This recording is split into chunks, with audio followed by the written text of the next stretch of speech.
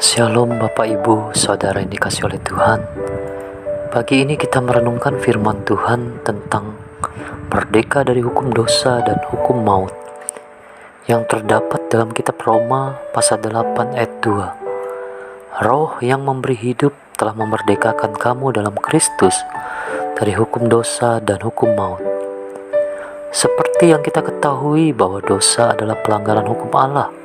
Dalam 1 Yohanes pasal 3 ayat 4 menyatakan setiap orang yang berbuat dosa melanggar juga hukum Allah, sebab dosa ialah pelanggaran hukum Allah.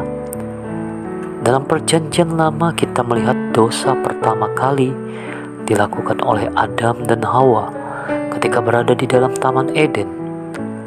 Mengapa mereka jatuh ke dalam dosa?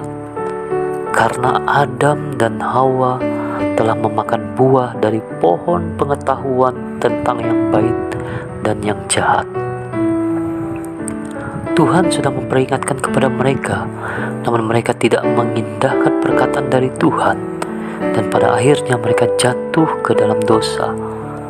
Sehingga dosa dari Adam dan Hawa berdampak kepada kita di zaman ini.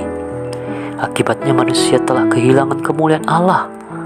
Dalam Roma 3 ayat 23 berkata, karena semua orang yang telah berbuat dosa dan telah kehilangan kemuliaan Allah, maka dari itu Tuhan mengutus Rasul Paulus ke Roma untuk memperingatkan kepada jemaat yang ada di Roma agar tidak hidup menurut keinginan daging. Karena keinginan daging adalah maut, seperti yang tertulis dalam Roma 8 ayat 6a. Karena keinginan daging adalah maut. Kemudian kita bandingkan dalam kitab Roma 6 ayat 23 dikatakan, sebab upah dosa ialah maut, tetapi karunia Allah ialah hidup yang kekal dalam Kristus Yesus Tuhan kita. Oleh sebab itu, saudaraku yang terkasih, jangan lagi kita hidup dalam dosa, tetapi hiduplah dalam pimpinan Roh Allah. Sebab rohlah yang memberi kehidupan.